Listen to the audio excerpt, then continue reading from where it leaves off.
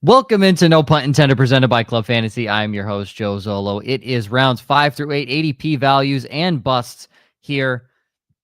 Back-to-back weeks, myself and Josh. It's going to be a fun week.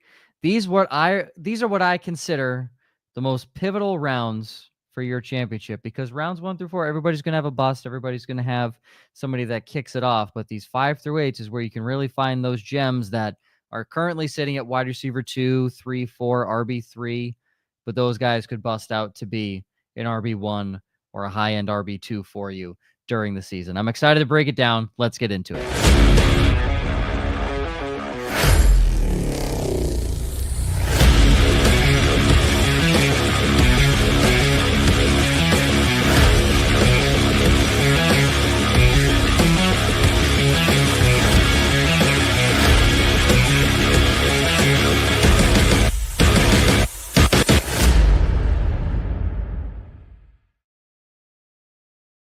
Welcome into No Punt Intended, presented by Club Fantasy. I'm your host, Joe Zollo. Yes, ugly background. Yes, ugly camera, because I'm on a 10-year-old laptop because my Ethernet cable decided not to work, and I've been troubleshooting that for 40 minutes. And it's even uglier because Josh is here. Oh, fuck off. It looks better without Ryan and that beard. But I'm just waiting for my laptop. This guy's traveling Montreal right now. So. Yes, I am waiting for this laptop to crash out on me. So if I die, that's because my Don't put any sort of bad juju on this, Joe, because I do not want to do the show by myself. Okay? I just want that to be known. I just want that out there and to be known that people might have to endure you, and that's not my fault, because the Cat 6 cable won't connect to my freaking PC. It says there's troubleshooting. All right, great. So I'm going to have to just buy shit now. This is fantastic. Value rounds for ADPs, 5 through 8. We did 1 through 4 last week. Was that all three of us? All these shows blend together. Yeah. Okay. All right. Well, now we have rounds 5 through 8. As I said in the opener, I think some of the most pivotal rounds in the draft. I think this is where you find some gems that can dive up and be everyday starters for you, or guys that you are panic dropping after 2 to 3 weeks because you're like, oh shit, that's not good. Yeah, it's really interesting. I was going through and looking at this before the show, and taking notes and doing all this stuff, and obviously trying to pick multiple players from both rounds, because I'm trying to do both mine and Ryan's takes here. And there are some of these rounds where I'm just like, I don't think any of these guys are values. And then the next round, I'm like, all these guys are values. So it's really interesting to just kind of look at the back and forth between which rounds you're just like, man, I don't want to pick any of these guys, or I'm willing to reach for a guy that might be going around later because of where the ADP lines up.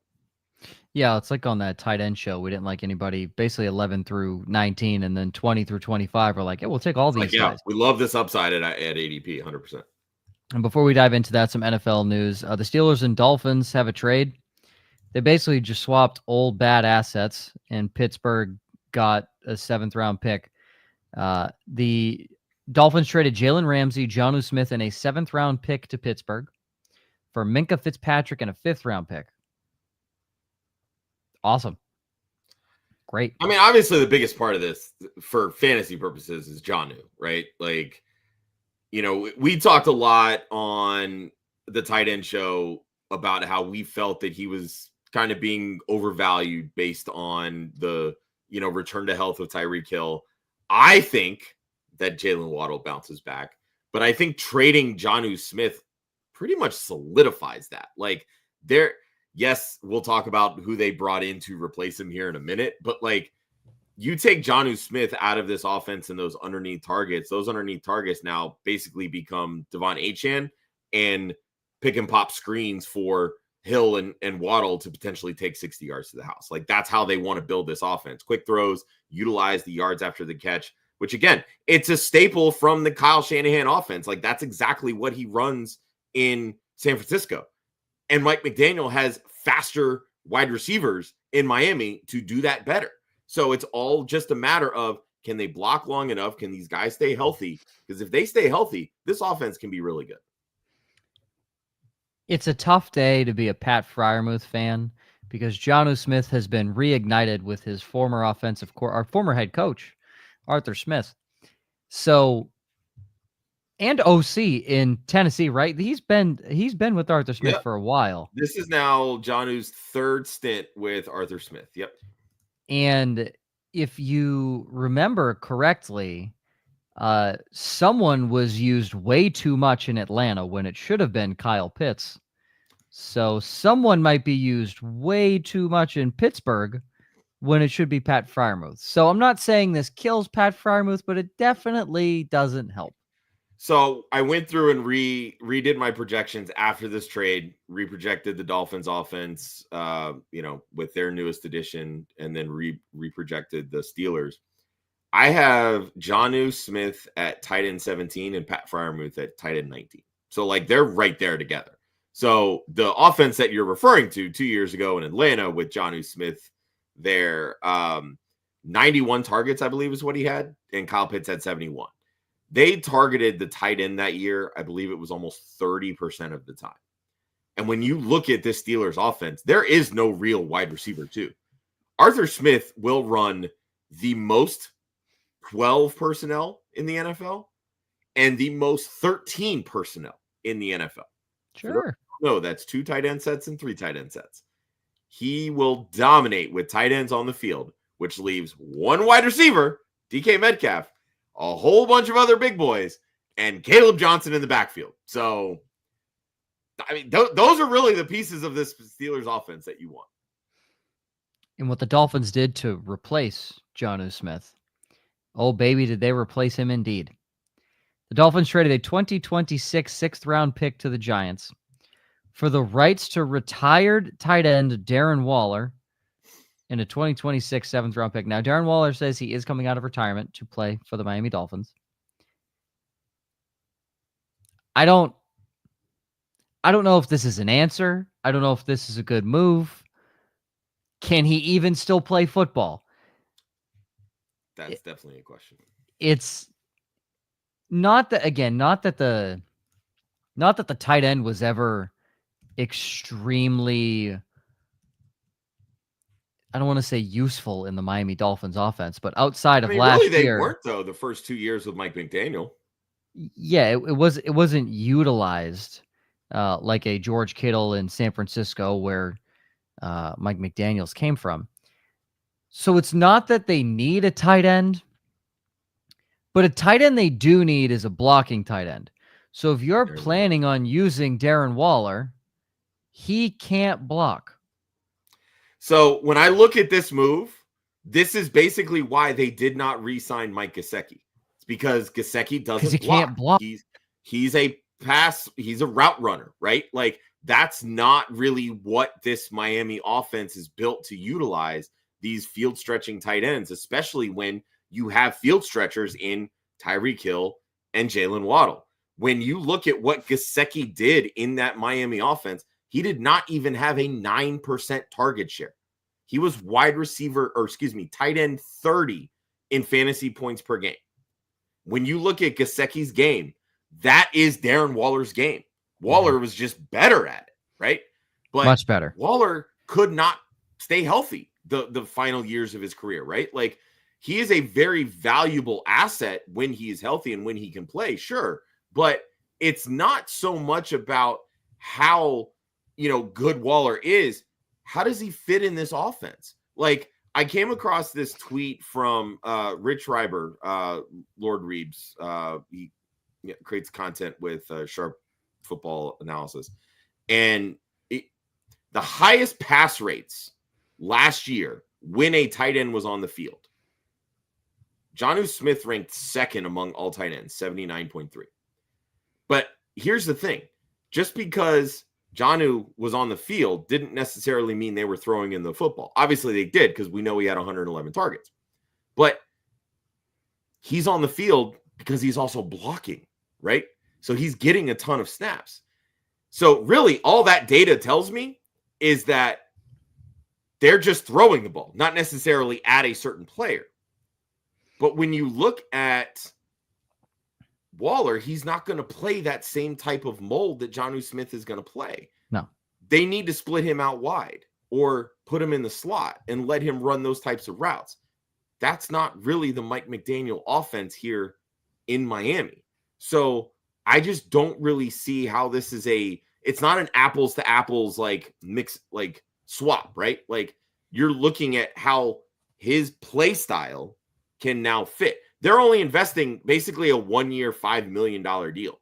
This isn't we're going to build our offense to make you fit. This is, we have a threat at this position if we need to use it. Kind of similar to last year, right? Like they needed to use Jonnu because the wide receivers kept getting hurt and Tyreek got hurt and played through an injury and just wasn't very effective. Waller might be the one that gets hurt, quite honestly. And this conversation's moved. Might be. Yeah, right. I don't put money on it, but I would say Waller's gonna not healthy for most of the season. I don't know if that ends up. I don't think anybody's take Darren Waller fantasy football. I don't think anybody's relying on that. Yeah, just a little something. But quick thing from Juan Pablo: as long as the ball goes through the uprights, it's a field goal. Correct. Unless you're playing in a weird league, but that is as far as I know, that's not even a miss at that point. Like it doesn't have to go through the uprights. Yeah. Like as long as it goes through, it's a make, regardless of whether it bounces off the crossbar or anything like that. So yeah. And then Caesar comes in, and again, I'd like to play in Caesar's leagues because somebody sent 40% of their fab on Darren Waller. We had some very interesting fab drops in a couple of the Club Fantasy Dynasty leagues. I'm not gonna lie. Well, I found that there were about 50% of the fab budget. Caesar, if you got an opening, just let me know because I'll happily play in these leagues for some free money. I mean, I look at it this way: most Dynasty leagues, the waiver wire is so incredibly thin. All of the quote good tight ends are rostered. It makes sense. Like nobody's really going to make some level of an impact on a dynasty roster at this point. Like I'm fine if that's what you want to do because you're not really going to have anybody else to throw it to. So sure. I would say save your money, but again, sure. For who? And that's really the point. Like for who? So not Darren Waller. I feel pretty confident in that statement. Let's now get into ADP values by round. So again, 5 through 8. We'll start at 5, go all the way down through 8. So this is again based off of our friends at Underdog. You can use promo code WOFF, first time deposit match, and a free pick up to $1,000. We use that because that is the most accurate ADP currently right now. It is best ball, 12-team, half-point PPR. That is what we currently have to work with. Starting at the 5-1 and working our way to the 5-12. So this is technically the 4-12, and I wanted to do this because last week, Tet McMillan wasn't in our round 4 discussion, but he is currently at 48 overall. So he moved up. So he moved up, yeah. So I wanted to at least include him because we didn't talk about him last week. So okay, Tedero McMillan's your 4-12, and your 5-1 is Xavier Worthy. And note, he has fallen 4 spots since last week. Yeah. Cortland Sutton, which is wide receiver 25, so he's the first wide receiver 3, quote unquote, off the board. Chuba Hubbard, DeVonta Smith, Jamison Williams, Joe Mixon, Zay Flowers, James Conner, RJ Harvey, Travion Henderson, George Pickens, and rounding out the 5th round is rookie Travis Hunter. All right. Best values, we'll start there, and then we'll go to the worst. And the man on the thumbnail, Mr. DeVonta Smith, he is currently the 4-4 wide receiver 26, a 3rd wide receiver in fantasy football. If you have DeVonta Smith as your 3rd wide receiver, you'd be pretty happy, Josh. Yeah, I mean, this really just boils down to, when I'm looking at the wide receiver 2s in a given offense, this, out like right around that wide receiver 25 range, that's kind of where I'm thinking, okay, I feel confident taking one of these guys because if I really like them and their offense pops, they're going to be, a top 20 and top 15 wide receiver. Where I run into the issue, and I talked about this last week, is when you're already paying those prices, a la T. Higgins, right? Like we know that can very easily be his ceiling. That doesn't mean you have to draft him there. You can wait a couple of rounds and get someone like DeVonta Smith. Now, I understand that the Philadelphia Eagles offense isn't near as high powered when it comes to the passing offense as the Cincinnati Bengals. But when you're looking at a 2,000-yard rusher, they're not going to get better. Their rushing offense will regress some. So if their rushing offense is going to regress, odds are their passing offense will progress, right? Mm-hmm. So 2 years prior, the last 2 years before this past season, so 2022 and 2023, Jalen Hurts threw for over 3,700 yards each of those seasons. DeVonta Smith was over 1,000 yards in each of those seasons. Like, this is not so. This shouldn't be, oh my God, why DeVonta Smith this high? Like, this is crazy. No, he scored 8 touchdowns last year, set a career high there, and didn't even receive 900 yards. Like, everything was working in his favor. So now you give him the opportunity for 8 touchdowns plus over 1,000 yards. He's going to be a top 15 wide receiver, and you're getting him at wide receiver 26 prices in the 5th round. Like, worst case scenario, he probably ends up right here. But when you look at guys like Zay Flowers, who I'm going to talk about here in a little bit, who really don't have much upside, take the person that has the upside, and that's DeVonta Smith. Yeah, and I will talk about the second person here for Josh's picks, because I know you're playing both sides of the argument. And you have James Conner, because you were trying to pick for Ryan as well. And I can speak on Ryan's behalf and in general and all that stuff. We do share a lot. I do have a couple notes, but ideas. Go ahead. Yeah. James Conner, currently RB20. The guys next to him are 2 rookies. It's a little disrespectful to James Conner. And I'm not the biggest James Conner fan. I'm on record that, I don't normally tend to have James Conner on my teams. That's because I go running back heavy early, and this is where James Conner tends to end up. But if you're a team that went receiver heavy early and you need a second running back, or maybe, you went receiver, and you want to take 2 running backs in the 4th and the 5th, James Conner's a really good draft pick. He has consistently been a top threat, really good at finding the end zone, and he held off Trey Benson last year. There's no reason saying he's not going to do that again this year, because Trey Benson did nothing last year to show you that he was going to steal the job from James Conner. So despite Conner's advanced age, I think he's 32 going into the season. Ooh, I don't think he's that old. He's Might old. Feel like it, but I don't think he's that old. I thought he was old. I could be wrong. I thought he was in his early 30s. You tell me if I'm wrong on that one. No, but he just turned 30. Just turned 30. Okay. So that's what I was thinking. So he'll be 30 again. The 30 threshold is normally the death for all running backs. So this could all come to bite us in the ass based off of age. But he's done enough to hold off Trey Benson for at least another year. There's a reason the team keeps re-signing him to these short-term deals, because obviously you're not going to give an older running back a long-term deal. He's a good player. Obviously, he just needs to stay healthy, but he's a very good player. Yeah, I mean, for 4 straight seasons, he's averaged over 15 fantasy points per game. He's been a top 15 running back each of those 4 seasons. I mean, he consistently produces even when we don't want him to or don't expect him to, right? Like, he keeps showing up. Everybody buried him for dead last year when they drafted Trey Benson. Trey Benson couldn't make headway, right? Like, he was dealing with some injuries, couldn't get past James Conner.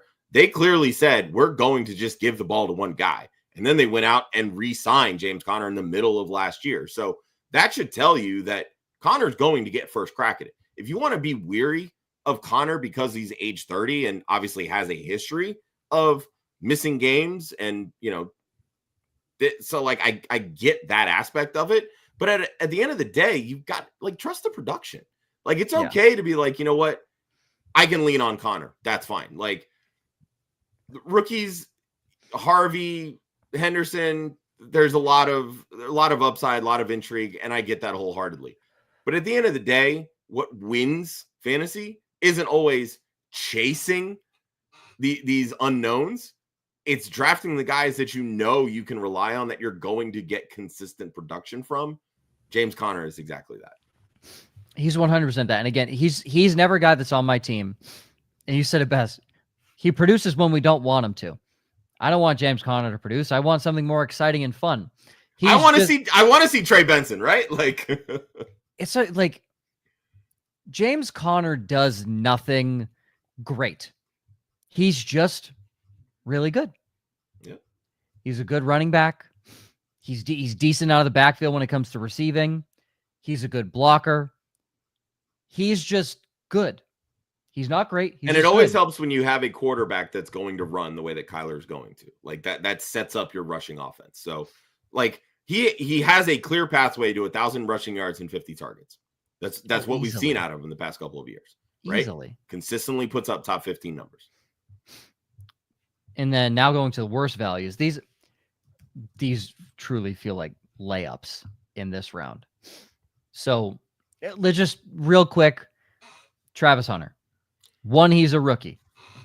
2, you have no idea, 1, how they're going to use him on offense, but more importantly, you don't know how they're going to use him on defense. So I disagree with the first part of that. I do think we know how they're going to use him on offense. They're going to use him very similar to how Liam Cohen used Chris Godwin last year. Like that to me, this is that how archetype, often right? is he going to be on? And that is the question, right? It's how that's often. What I mean. Like you're drafting him. Like the wide receiver 30 price tag to me is you know he's a secondary wide receiver in his offense, and this offense should throw the football a ton. That's what we saw last year in Tampa. We want to be able to copy and paste that to Jacksonville. And Trevor Lawrence can throw the football. He's just been very inconsistent while doing it. Yeah. With Hunter, it really is. It's the unknown. Like, is he going to be at wide receiver for 80+% of the offensive snaps? How much defense is he going to play? And how much will that eventually wear on how much he plays in the offense, right? So I think the wide receiver 30 price tag is sort of that like middle ground, right? Like, if this offense clicks on all cylinders and Travis Hunter is a huge part of that, he has top 15 upside. I'm not denying that one bit, right? Like you don't go second overall in the draft unless you have a lot of upside, plain and simple. And he has that. There's people that are comparing him to what OBJ did, right? Like that's great. Awesome. Cool. I will take that all day. But until we can realistically know how much impact he's going to have on defense. Yeah, who he is. That's where the price becomes, it's not one of these like risk averse picks. Like it is a big time risk to take this leap with Travis Hunter when there's just so much unknown there. In IDP leagues, Travis Hunter is a value. Oh, he's a first round pick. You kidding me? He's a value. But as it stands right now in traditional leagues, that's just not the case. And then the other guy is Zay Flowers. Josh touched on it quickly with DeVonta Smith. DeVonta Smith, he could finish here, but has the upside of, I mean, at the end of the day, if A.J. Brown even misses a few games, he has the upside of a back-end wide receiver 1. That's how good he is. Zay Flowers, this is kind of where he's going to sit. Wide receiver 28, a high-end flex, low-end wide receiver 2. You're not getting much higher or better with Zay Flowers. There's just much better options here in this round. Yeah, with Zay, and I said this last year when we were doing our Baltimore Ravens A Look Inside preview. It was, I want to make the case that he can be better, and I know I can make the case that he can be worse. But at the end of the day, his ADP feels pretty much where he's going to finish, and that's exactly where he finished. I think he was a top 24 wide receiver, right? It was like, I think he was going at 22 last year and finished at 24. It's kind of a similar situation. He's wide receiver 28, but in 2 seasons, he's only scored 9 touchdowns. At 5'9", you're not a red zone threat. When you have Lamar Jackson, when you have Derrick Henry now scoring 16 plus touchdowns, you have Isaiah Likely, you have Mark Andrews, you have big guys that know how to score touchdowns. So Zay Flowers' job is just do everything in between the 20s, right? Middle of the field. It's the middle of the field stuff. And that's just not going to help you win in fantasy at that point. Nope. So he's a very safe pick, which is fine. Like you know exactly what you're getting with Zay Flowers. But it's that level of he's not really a value in the 5th round. Like if he was going in the 6th or 7th round, I'm great with that. Like that to me is a value pick because I know what I'm getting, and it's safe. Like it's a roster spot where I'm like, all right, it's a set it and forget it type. But in the 5th round, you do want to be able to say, hey, if I'm taking a guy at wide receiver 24, could he potentially, if things break his way, be a top 15, be a top 12 guy? And that's just, no matter how you slice it, that's not now nor will ever be Zay Flowers. No, he's not able to have that impact. And he's, correct, as a football player, a good, solid football player. But again, we talk about short guys. Steve Smith was 5'9". Steve Smith was also 40 pounds heavier than Zay Flowers. Steve Smith was built like a brick. Steve Smith was built like a shorter prototypical running back. Zay Flowers is built like a twig, so it's hard for him to even stick his nose across the middle and feel confident he's not going to get hurt or be a red zone threat because he's not a big body. He's not a lanky 5'9". Like, he's a compact, skinny 5'9". Again, for example, like he just doesn't have a large wingspan. So at his body type, he's not able to make back shoulder catches as effectively. And when you have Lamar, Derrick Henry, Mark Andrews, Isaiah Likely, why would you even think to look at Zay Flowers inside the 20 unless he's, your third or fourth option ends up being open? Moving into round 6. Interesting round. You have a quarterback in here. You have a tight end in here. Tight end 4 and the quarterback 6. Starting off, Calvin Ridley is the 601, followed up by Jaylen Waddle, David Montgomery, Chris Godwin, Sam Laporta, your tight end 4 in your 5th pick off the board in the 6th round, Jerry Jeudy, DeAndre Swift, Jauan Jennings, Patrick Mahomes, quarterback 6, Patrick Mahomes, Quinshon Judkins at 10, Chris Olave, and Jordan Addison rounds it out at wide receiver 37. In round 6, he's the 6'12". Your best values here, Calvin Ridley and Jaylen Waddle. I will let you take Jaylen Waddle because I can't speak anything nice about that guy. So I can take the Ridley, and I'll throw in one more as well for our Dogs fan in the chat as well, because I'm shocked you didn't list this guy. But go ahead on Jaylen Waddle. Well, I thought about it, and I know who you're talking about, but he was valued 3 weeks ago when he was RB 37. He's the only dog on the list, I think, in this round. So, yes, he is.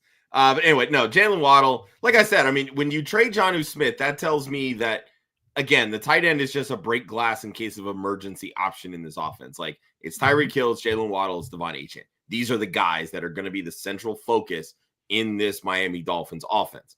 And I mean, over his career, he averages 7.2 targets per game. Like, and he has a 69% catch rate. Like, he's a good football player. I understand there's been some issues when it comes to health. He has missed, I believe it's 5 games over the last 2 seasons. Last season kind of put a bad taste in people's mouths because he only had 80-something targets. He's only missed 5 games the last 2 seasons. That can't be right. It's 100% right. Pro Football Fully missed 5 games, but he's definitely left a lot more games. I mean, and that may well be the case, sure. I mean, he's coming off a career low, 83 targets. I found it really interesting. If you look at his stat lines, his targets have literally gone down every single season. It's been really strange. Yeah.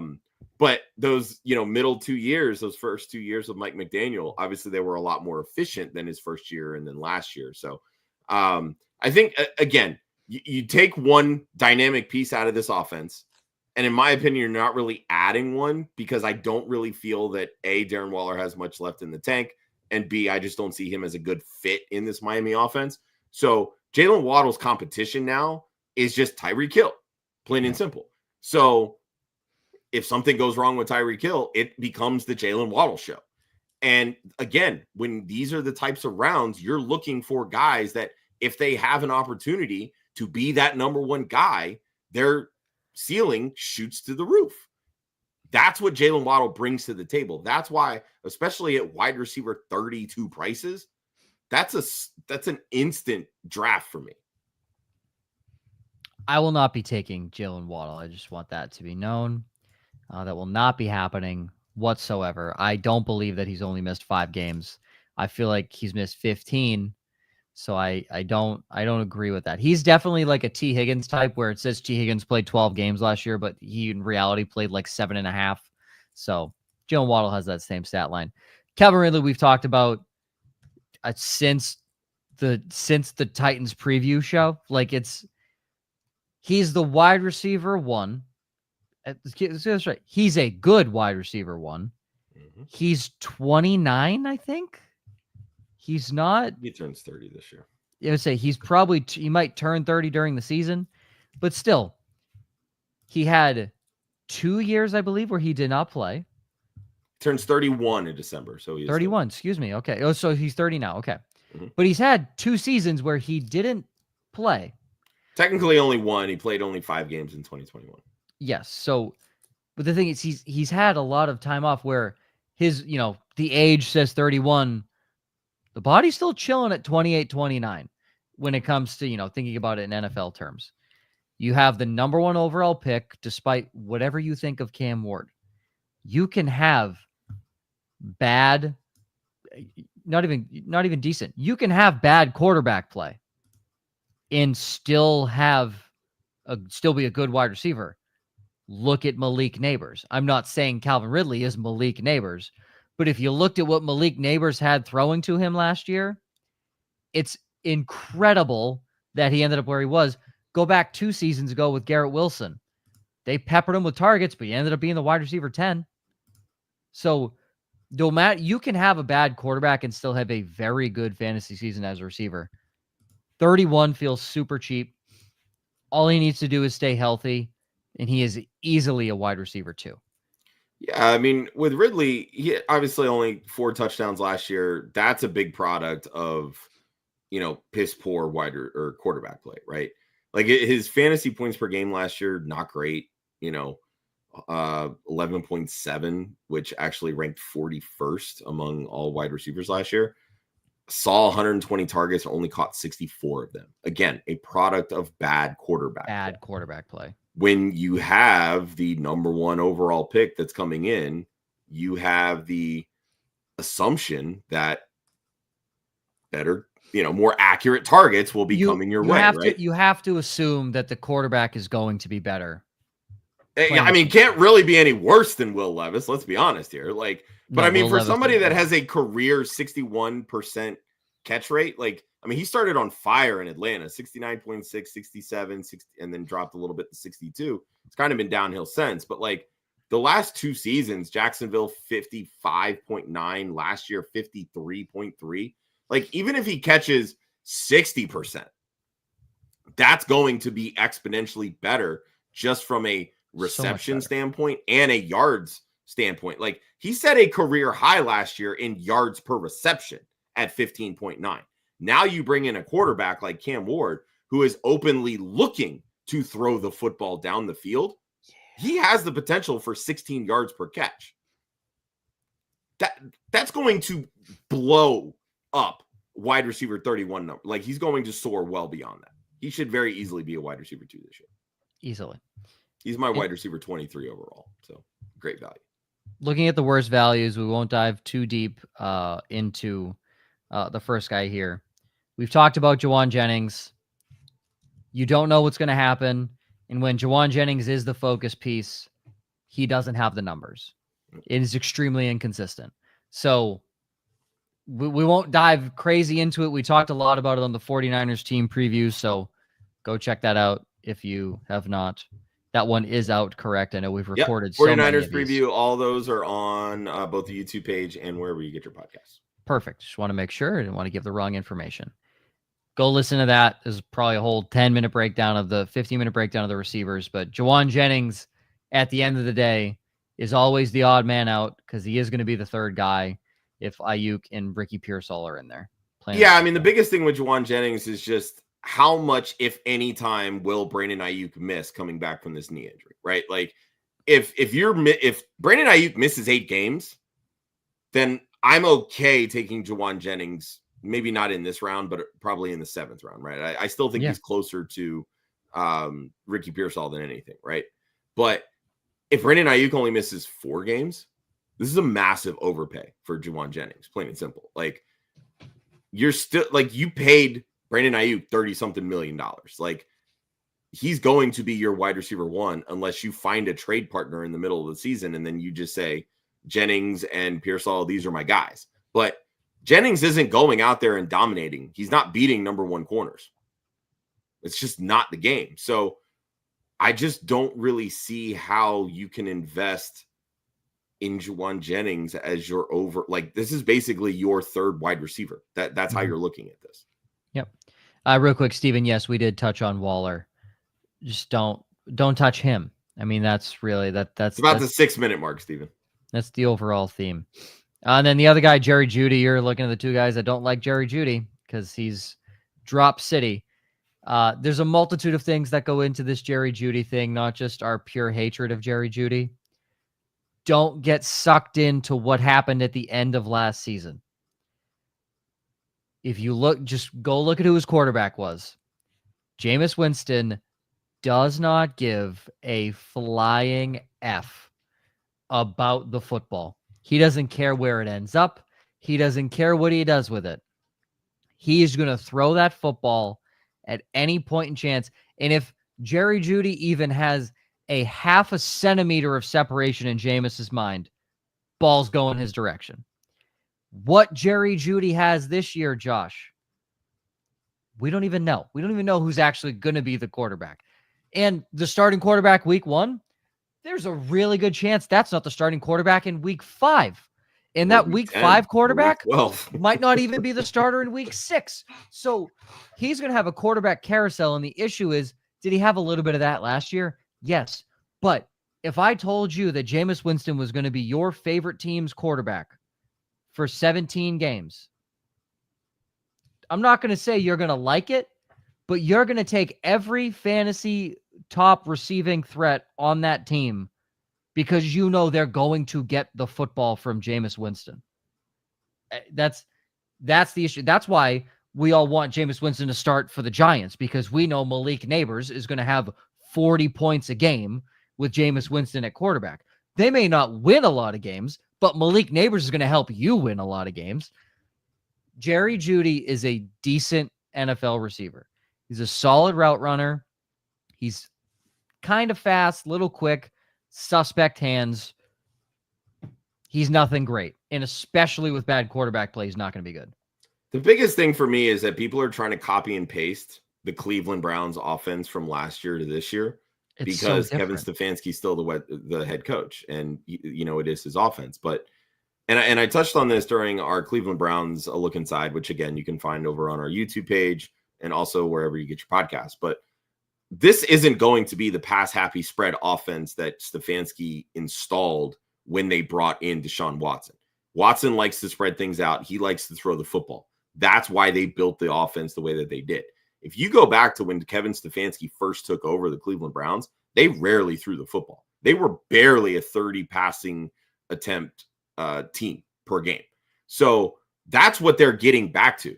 You can't sit here and tell me that you go an entire draft without taking a wide receiver, but take 2 running backs and then say we still want to throw the football 650 times. It's not how this works. You draft running backs because you want to hand them the football and you want them to dominate your touches on offense. You spend a 2nd-round pick on Quinshon Judkins. He's a guy that has proven throughout college that he can be a workhorse running back. You drafted Dylan Sampson, who can break a ton of tackles and is pretty damn good catching the football and just doing what he does with the football in his hands. You still have Jerome Ford, who's been their leading rusher the last 2 seasons. They're going to run the football. They're going to pass when they need to, but I would be shocked if Jerry Jeudy has more than 115 targets this year. And on 115 targets, he is not going to be any sort of value when this passing offense might not even throw 12 touchdowns this year. This is legitimately going to be one of the worst offenses and probably a bottom 2 passing offense in the NFL. You're muted, Joe. Sorry, I put my thing down. I keep blowing my nose off screen. I don't want anybody to see that. Thinking if Jeudy has say he's 115 targets, he has what? 75 catches, 70 catches off of those. 3 touchdowns and 600 yards? Like, he's not going to be far down the field. Yeah, he averages 3 touchdowns per season. So there's This is, I mean, it's a career 60% catch rate. This is at his ceiling right now. If you told me, and that's kind of my whole point. Like your people are trying to say that, oh, well, he had, 1,200 yards because of, bad quarterback play, blah, blah, blah. Like, yes, this is bad quarterback play, but he is not Malik Neighbors. Malik Neighbors can do something with bad quarterback play. Jerry Jeudy cannot do with bad quarterback play what Malik Neighbors did.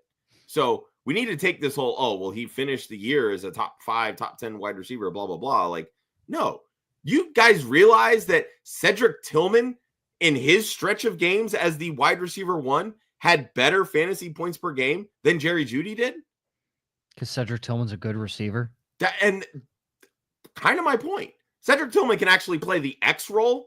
Jerry Jeudy's more of a Z when it comes to offensive scheme. So, like, I would much rather just fade the wide receiver core in Cleveland altogether. But if I'm going to take a shot, I'll take a free shot on Cedric Tillman because he's going so way late.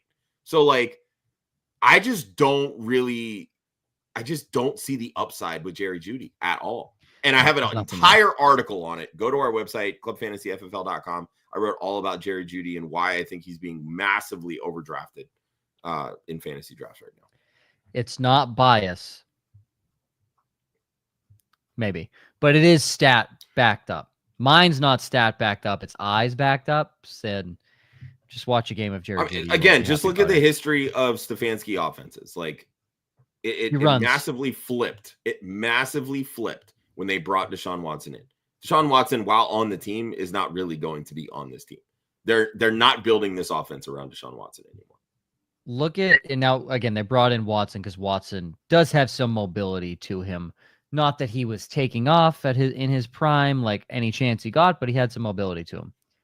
Look at the 4 quarterbacks currently on the roster. None of them really run. Kenny Pickett can scramble. Kenny Pickett can scramble, as can Dylan Gabriel. But that is not like Deshaun. Like, you could run a design run for Deshaun Watson. That was in his bag in Houston. Mm-hmm. That's not in the Dylan Gabriel, Kenny Pickett bag. It is most certainly not in the Shedeur Sanders or Joe Flacco bag. Absolutely. So he's getting back to pocket passing, play action, run heavy offense. This is going to be an offense straight out of the 2000s and 1990s. This is what you're going to see. So don't expect anything big. Round 7. Starting off with a rookie. What up, Kaleb Johnson, RB26 in the first pick of the 7th round. Rome Odunze, wide receiver 38. Aaron Jones, Deebo Samuel, Tony Pollard. Baker Mayfield smack dab in the middle at quarterback 7 and the 6th pick of the 7th round.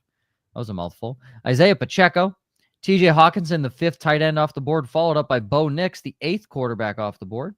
Jacoby Myers at wide receiver 40 is the 10th pick of the 7th round. Ricky Pearsall, and rounding it out, the fall from grace, Mr. I had trouble during the table reads at SNL because I'm not that great of a reader, Travis Kelce.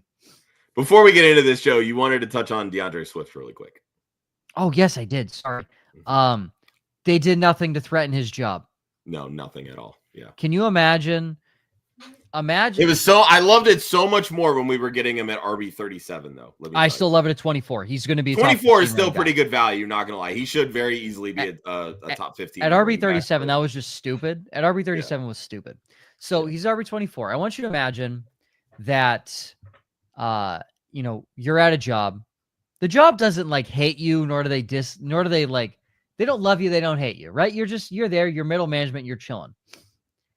The job says he was traded, correct? I'm not stupid in thinking this, or did he just sign as a free agent in Chicago?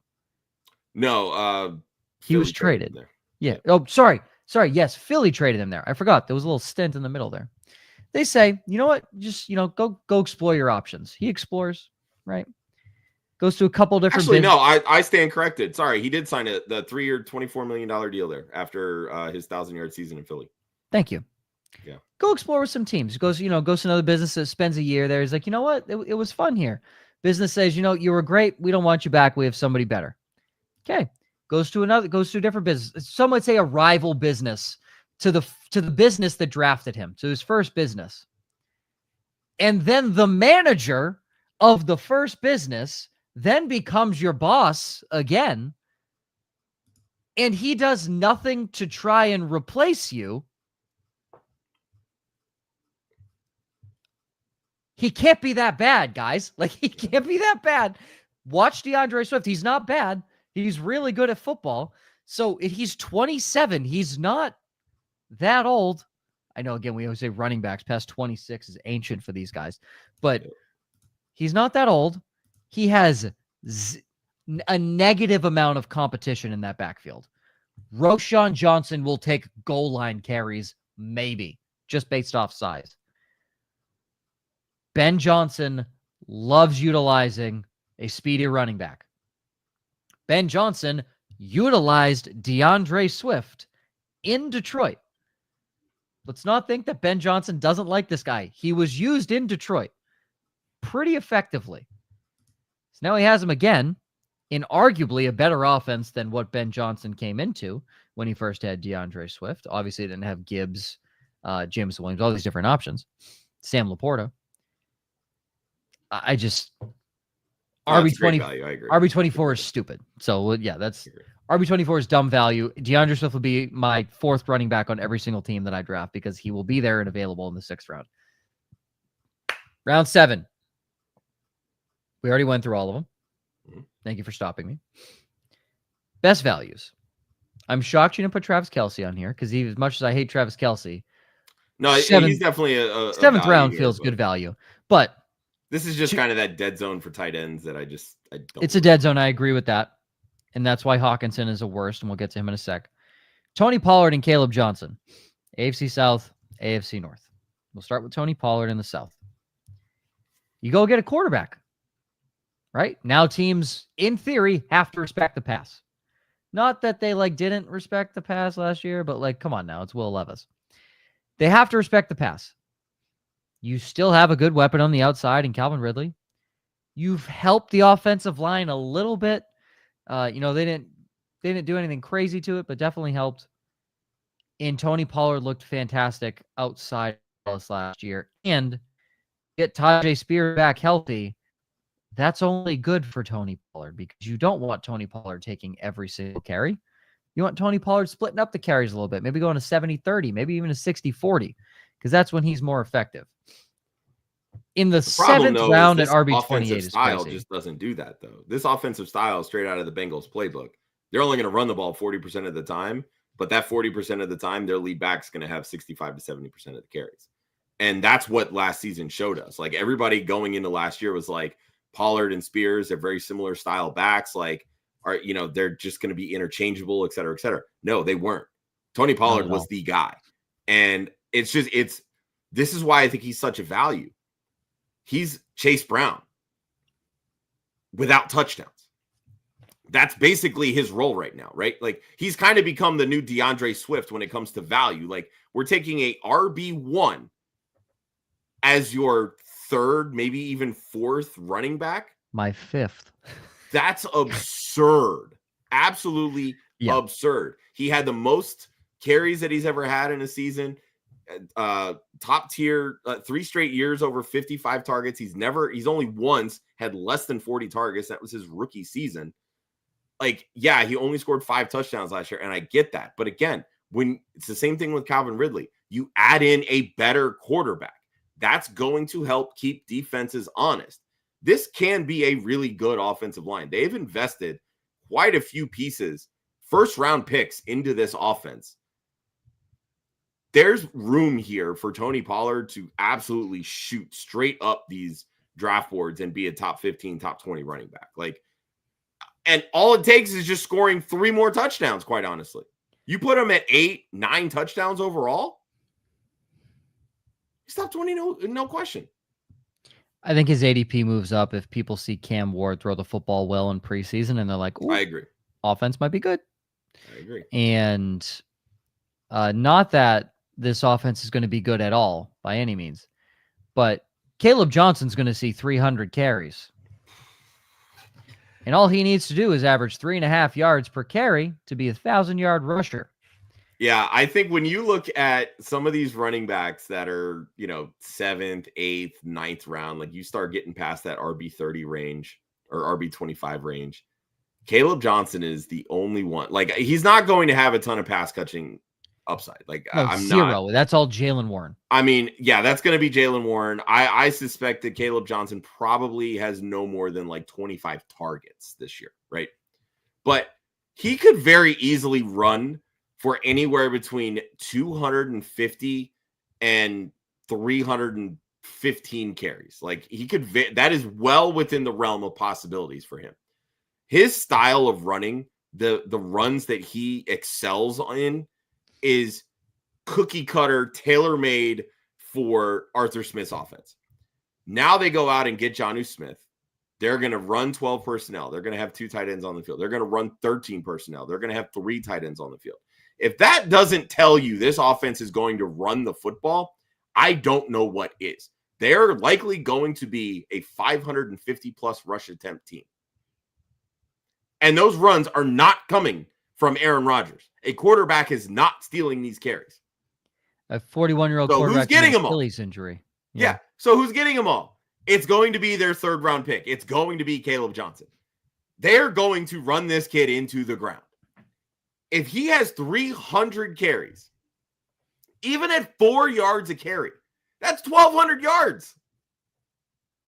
And you get that in the 7th round. If you're running the football that much, you have 10-plus touchdown upside.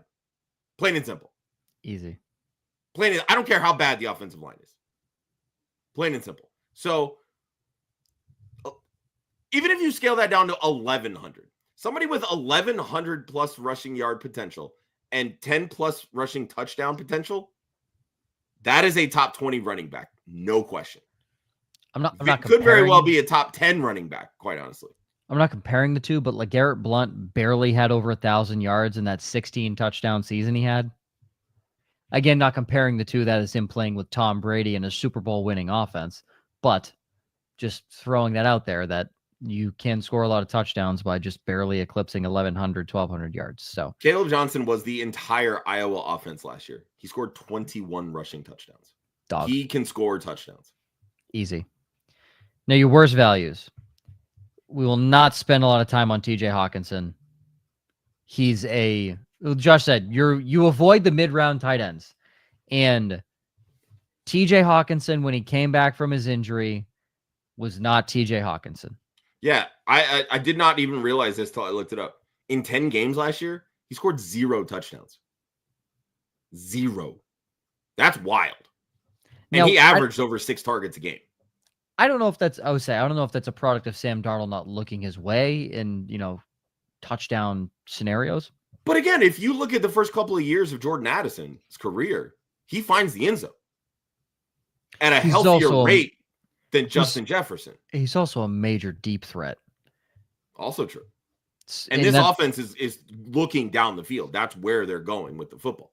And that's where I'm dumping it off to Aaron Jones. Like that, and this is what I don't get when it comes to Hockenson's ADP, because you look at where Addison's going, you look at where Hockenson's going, Justin Jefferson's going. JJ McCarthy should be a top 15 quarterback at that point, and he's not being drafted at that rate. No. So that tells you one of these guys is not going to hit their ADP. So who would you bet on at that point? For me, I'm going to bet that Hockenson. It's definitely the tight end. I'm not defending Hockenson by any means here, but McCarthy did look at the tight end in college. Yeah. So that we had to. That helps. I don't know. I don't know if that plays a part here, looking more in the red zone to TJ Hockenson when you do just have 2 absolute monsters of receivers. So I don't know. I don't like TJ Hockenson in this area. I was never a giant TJ Hockenson fan, so you're going to avoid him here. Baker Mayfield at QB7. It's a mid-round quarterback. It's not that we don't like Baker on the show. We all want Baker to succeed. Great story. Oh, I'm a huge Baker Come back, all that stuff. But he is not going to lead the league in passing in back-to-back seasons. He is not. What do you have, 40 touchdowns last year? 41 touchdown passes last year. He's not doing that again. And if he does, good for him. And good for you. on taking him that you think he was going to go back to back and do that. So in reality, he's probably going to drop back down to earth, I would say in the high 20s for touchdowns, maybe 30, 31. But you're still regressing 70 plus points in terms I was going of to say, I touchdowns. mean, you're looking at just depending on your scoring, whether it's 4 passing or 4 points per passing touchdown. Or Sorry, I was 6, doing 6 in my head. Yeah. Yeah. I always do 6. So, I mean, yeah, you're looking at losing 11 touchdowns, right? That's 44 to 64 points right there.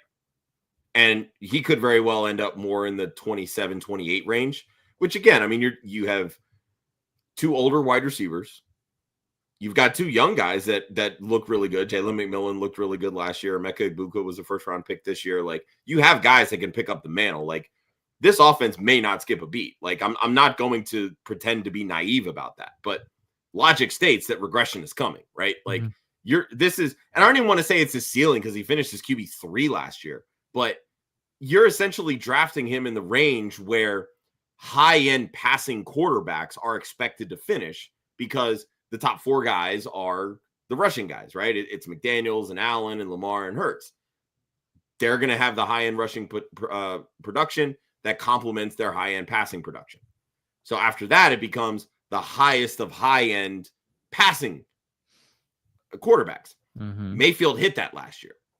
But there's a whole entire range of quarterbacks that could very easily finish as high as QB6 and as low as QB19. So at that point, why spend a 7th round pick when you can wait 4 to 5 rounds and get a guy that has, quite frankly, the same upside at that point, right? Yeah. Like, I'm not going to deny Baker's weapons. He has arguably the best, quartet of wide receiver options in the NFL. And I don't think that's much of an argument, to be quite honest. But again, it just boils down to, do they regress breaking in a new play caller, which could happen. I mean, I thought it might happen with Liam Cohen. Obviously, that blew up in my face. The offense got even better switching from Canales to Liam Cohen, right? That it did.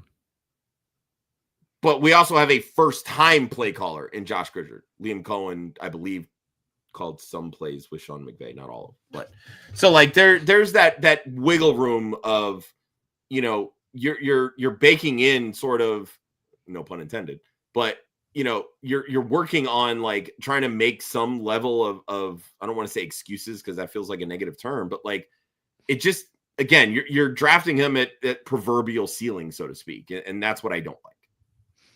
Agreed. Moving into the final round here tonight, round 8. Khalil Shakir kicks it off at the 801 at wide receiver 42. Kyler Murray at quarterback 9, the second pick in the round. Brian Robinson Jr., RB 30.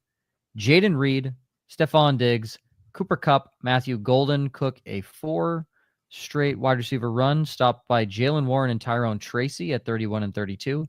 Josh Downs is the 10th pick of the round, followed by 2 quarterbacks, Caleb Williams, who took over for Justin Fields, who is the quarterback 11 right behind him at the 8-12, rounding out the 8th round.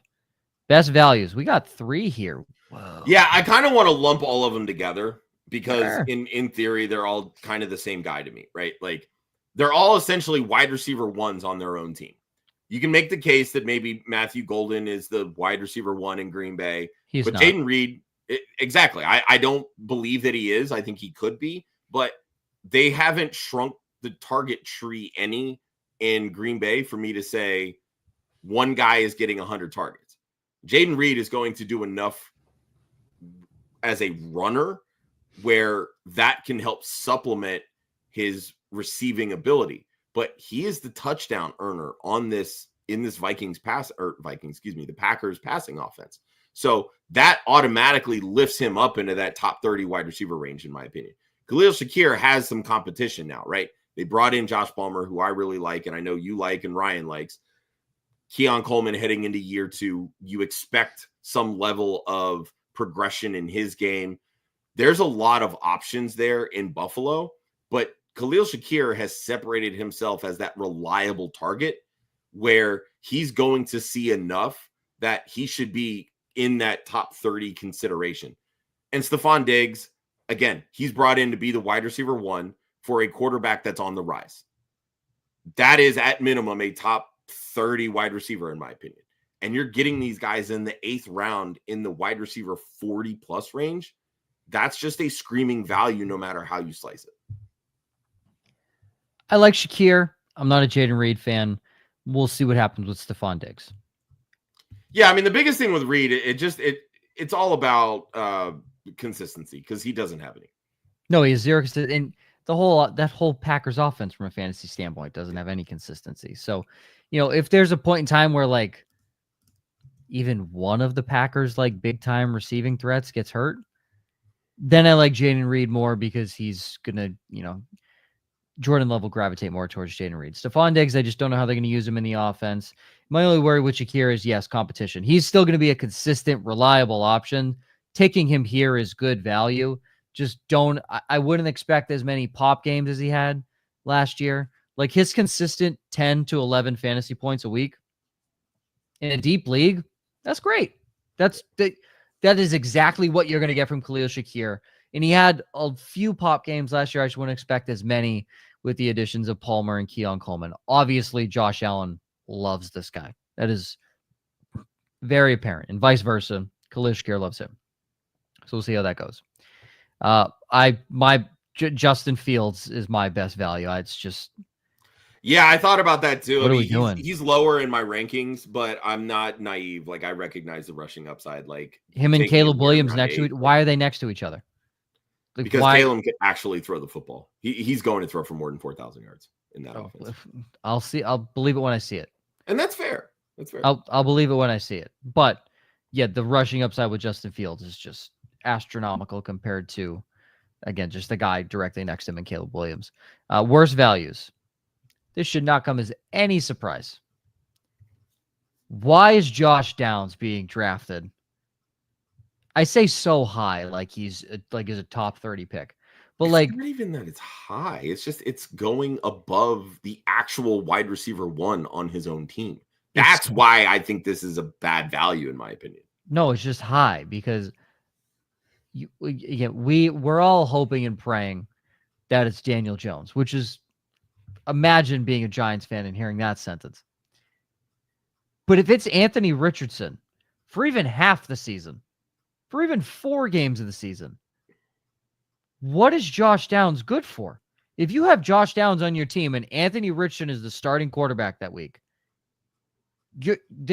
he could be playing the worst team of all time in NFL history, and you still wouldn't even consider putting Josh Downs in your lineup. So I'm going to pour some water all over your take here, Joe. Because Josh Downs actually had a higher points per game last year when Anthony Richardson started all those games half the season. He had a higher points per game than Tyreek Hill, DK Metcalf, Khalil Shakir, Zay Flowers, like very prominent wide receivers that we were talking about that would have all been going ahead of him. Didn't like any of them last year. So continue. And that's fair. It was wide receiver 31, right? So right now he's going 16 paces basically after what he put up last year when you look at points per game. But again, it just boils down to he benefited last year from Pittman suffering that back injury and having to play through that back injury. And this team is still going to run the football a ton. Michael Pittman is the wide receiver 1 on this team. Josh Downs is not a touchdown threat. Michael Pittman can be. I mean, he's never scored more than 6 touchdowns in a season, but the real touchdown threat is Jonathan Taylor. So you're hoping for excessive volume when it comes to Josh Downs. You want high target value. You want, 12 plus yards per reception. He's not giving you any of that. So again, I go back to, why are we taking him above Michael Pittman Jr.? I don't hate Josh Downs. I just don't like his price. That's really what it boils down to.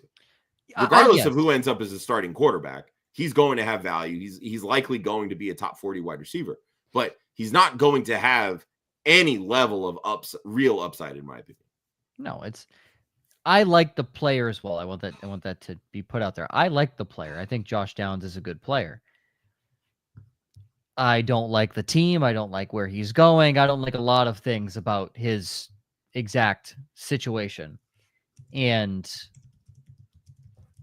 just based off where he's going, and I've been on record saying that I don't like this quarterback 7 to quarterback 10 range. Kyler Murray, I don't like here. He needs to be like 2 rounds lower for me to want him. I think most everybody in this round, maybe outside of Tyrone Tracy and Josh, I don't like Tyrone Tracy a lot. But Kyler Murray just doesn't scream value at quarterback 9 in the 8th round. I just feel there's. I mean, he does to me, but I have him ranked a lot higher than most people. So I can wait 2 to 5 rounds and get Herbert, Drake May, like just these guys that I could wait to the end of the round, get Justin Fields. I guarantee you, like when redraft comes, Justin Fields is not an 8th round pick. He is going to fall lower. He's going to fall lower because the casual fan's going to be like, that guy can't fucking throw. Why is he available here? So or they'll forget that he's now a starter with the Jets. Exactly. That's also a thing. I can wait a round or two to get Justin Fields. And that's how I feel about Caleb Williams. I cannot get on board with Caleb Williams until he shows me he can read a defense at an NFL level, because he couldn't read a defense at the college level. He was having a hard time doing that. The greatest coach of all time called that out, noticed that on tape, and was like, why is nobody talking about this? Caleb Williams' artistry came from him being an improvisational guy, doing things off script, making these miraculous throws. Now, that's good to have in your bag. You want that. You want to be able to be Patrick Mahomes, can make these insane throws, these on-the-run plays, these essentially, like Matthew Stafford, unbelievable arm slot passes.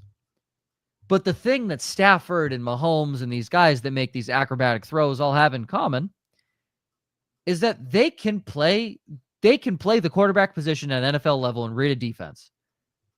Caleb Williams was having, I mean, Josh, of all the first round quarterbacks that played, he was having the hardest time reading a defense. Like he could have good coaching either. So he had horrible coaching. I'm not denying that whatsoever. But why did Jayden Daniels succeed so successfully in year 1 under Cliff Kingsbury? Caleb had Cliff Kingsbury most of his collegiate career, I believe. One season? Okay, 1 season. My apologies. But anyways, the final season he had him. Did he not learn from Cliff how to read a defense? Was Jayden Daniels, did he just learn that at LSU and Kingsbury just, made him better as an OC in the league? Like, there's just all these questions that Caleb was not a polished prospect. None of these guys were. He has the offense around him, but I don't think he can do it. I need to see him be able to do it for me to be like, yeah, that guy's a top 10 quarterback. Sure. Like, to me, he should be at 13 or 14.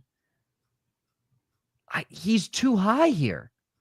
I don't like either of the quarterbacks. Fields, I think, is good. I don't like Murray or Caleb Williams. Murray just feels like a roadblock to himself, and Caleb Williams can't do it. What has Kyler done to show you that he can be a top 10 quarterback? He rushes, and he's consistently a top 10 quarterback in fantasy. But he doesn't do it enough. He should be running a lot more. I don't disagree. And hopefully, I mean, he's come out and even said this season or this offseason, he's like, yeah, I need to run more. He said that last year. I don't remember him saying that. But he said it last year. He's like, I think really Kyler's biggest limitations really are just the offensive coordinator in general. Drew Petzing's just boring. I'll give you the offense is very boring for a quarterback that should be fun and electric and fun to watch. Kyler has the skills.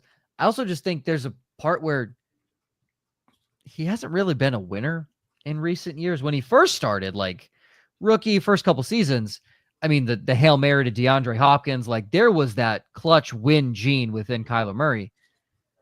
He's been hurt a couple times. It doesn't feel like that's in there right now. So I don't know if that's me not trusting. Yeah, I mean, I think this is going to be that make or break season. I think for really not only just him, but also the offensive coordinator in general. Yeah. He has to do something this year to prove that he's.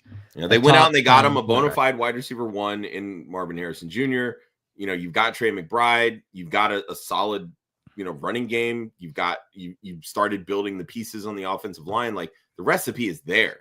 At this point, it becomes, is the offensive coordinator the right coordinator? Is Kyler the right quarterback? I don't like quarterbacks here. I think you can get better value later on. And speaking of later on, we're going to talk 9 through 12 next week. And that's where some of these good value quarterbacks might end up being. Not in round 9, but in rounds 10, 11, and 12. That's where I think truly these are going to be them. the rounds where you find the good value at quarterback and tight end, in all honesty. I think those two positions are probably going to dominate next week. I don't know about tight end because we're only hitting tight end. Well, I guess 7, 8, and 9 we like. 11 through like 17 we don't like. So yes, there probably is going to be some decent tight end availability inside of here. But yeah, I mean this is where you're rounding out your bench, like the first guys off your bench, or in deeper leagues. Again, these leagues now that you can start 4 or 5 flex guys. I mean, guys that you are going to need to start every week, or you're looking for that quarterback or that tight end to anchor your team. And I say anchor very loosely because you're not going to find a tight end or a quarterback to really anchor your team every single week down here. You may be playing the streaming game, which if you do, be sure to continue watching the show throughout the season because we talk about that every single week. And by we, I mean the guy that's not on the show right now, but he talks about it every single week. And he does a pretty good job. I don't know his quarterback rankings, but his tight end rankings are always pretty damn good. He built the tight end 2 last year in streaming. Built the tight end 2. He built Trey McBride streaming tight ends. There you go. This is why we tell you if you don't draft Brock Bowers or Trey McBride, you don't need to draft the tight end because it's just not worth it. You wait late, and kind of the same thing at quarterback as well. But we've talked about that before. If you missed that show, it was a couple weeks ago. You can go back and look at that. If you're not watching on YouTube, go watch on YouTube. Are we at 1,400 yet? Almost. I think we're at 1,397 last I checked. All right. Somebody go make a bot account and just follow us 4 times. Go tell your friends. Be like, hey, these 2 jamokes talk about fantasy football every single week. They help me get better or worse. Ideally, we help you get better. Caesar's still here. So, I mean, that's got to count for something. It's got to count for something. Steven's here. Like, it's got to count for a little bit. Vince is here. It's got to count for something that they're still tuning in, right? I mean, if we were funny and bad, I can't imagine they'd still tune in, right? Yeah, like Skip Bayless got fired from ESPN for being bad, like because nobody wanted to watch him anymore. So, like, I can't imagine that's us. Next week, rounds 9 through 12, same exact format we have going here. Best and worst values for ADPs. And we may have a guest. I'm still confirming. Yeah. Is it going to be us 3 again, or is this? Yeah, Ryan should be back next week, and I've had some conversations. We'll talk off air, but yeah. Great, cool. Well, Beard Boy will be back next week. I am here next week because I'm not traveling until Thursday. So I have a long bus ride to Salem, Virginia. Can't wait. Super excited. Blue Ridge Mountains, baby. We're going to play some Firefighters, Tailgaters, Banana Ball games out there. For Josh, myself, and Club Fantasy, you can follow Club Fantasy on Facebook, Twitter, and Instagram at Club Fantasy FFL. The URL, clubfantasyffl.com. Always remember, defense wins championships. Offense wins fantasy football. We will see you next week.